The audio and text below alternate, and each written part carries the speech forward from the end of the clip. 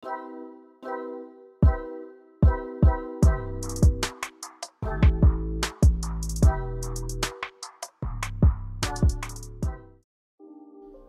Bull full senyum melihat hasil balapan GP Jepang kali ini karena pembalap jagoannya, yaitu Max Verstappen, sukses raih kemenangan di Suzuka siang hari kemarin.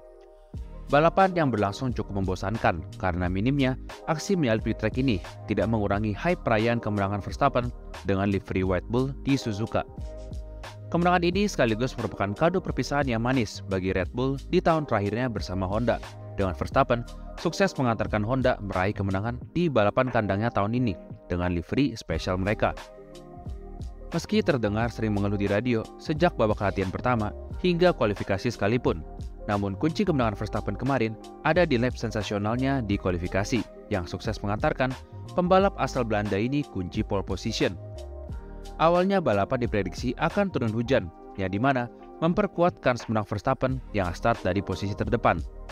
Namun faktanya, balapan kemarin berjalan dalam situasi kondisi kering. Start yang sangat mulus bagi Verstappen yang kita tahu sendiri, ia jarang alami start yang buruk. Startnya cukup krusial karena Verstappen mampu untuk memimpin balapan dan yang terpenting adalah berada di clean air sepanjang balapan untuk menjaga temperatur bannya. Kalau saja ia tersalip saat restart, maka sulit bagi Verstappen untuk meraih kemenangannya karena faktor dirty air dan McLaren yang sudah pasti sangat superior jika di clean air. Kita tahu kemampuan Verstappen saat memimpin balapan, terutama di kondisi clean air. Ia mampu untuk memegang kendali balapan dan mengontrolnya dengan baik. Hingga memasuki lap ke-21, McLaren men-trigger pit stop kepada Piastri untuk memancing Verstappen pit agar dapat mengcover undercut Piastri. Kita akan bahas situasi ini saat di pembahasan McLaren nanti. Lalu drama dimulai yang bermula karena slow stop dari Verstappen yang akhirnya membuat ia dengan Norris keluar dari pit hampir bersebelahan. Verstappen hanya menyetir lurus saja dan memang ia berhak di sana karena ia masih berada di depan Norris. Norris yang membawa dirinya ke rumput memancing FIA dengan mengatakan jika Verstappen mendorongnya ke rerumputan. Dan Verstappen pun langsung melaporkan ke radio bahwa Norris lah yang menyetir sendiri ke rerumputan dan GP juga mengetahui taktik permainan dari Norris ini. FIA pun akhirnya turun tangan di sini dan melakukan investigasi, namun hasilnya adalah no further action dan balapan pun tetap berlangsung normal.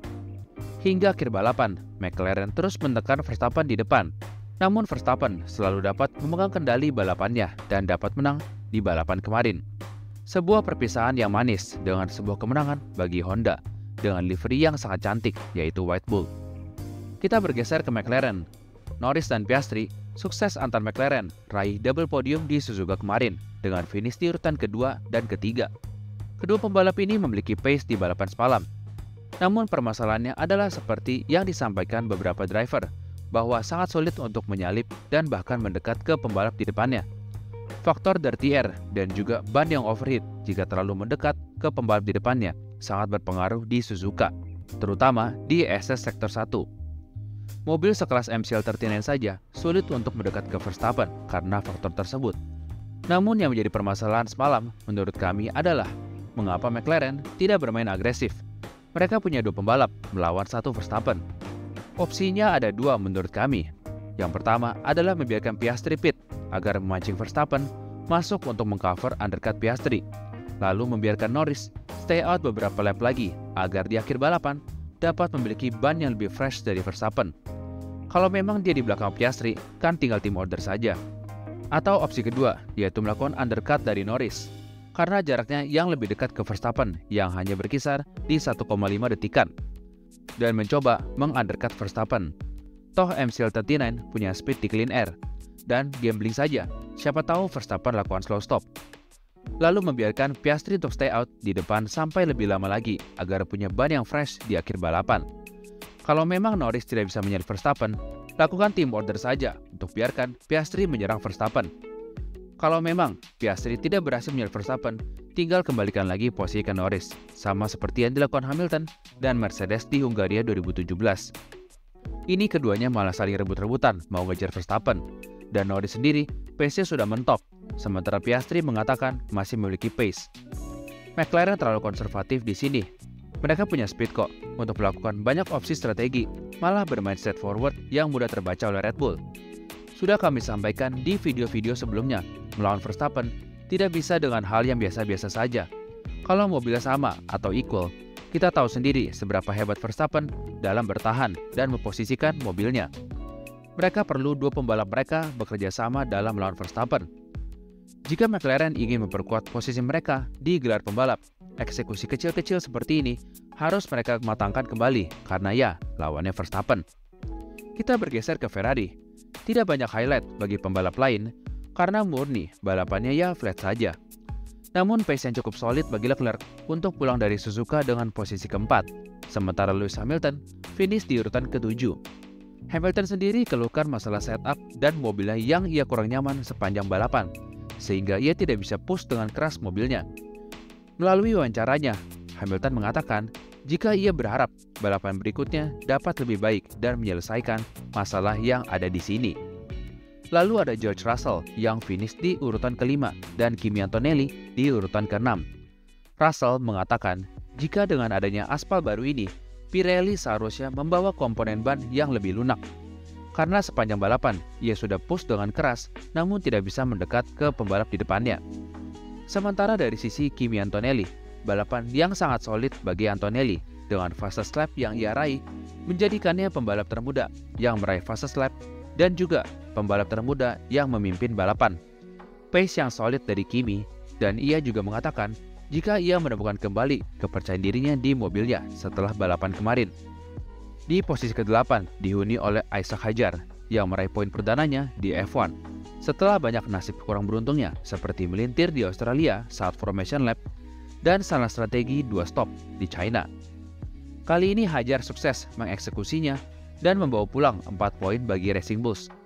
Sejauh ini Hadjar adalah salah satu rookie yang memberi impresi positif di 3 balapan awalnya.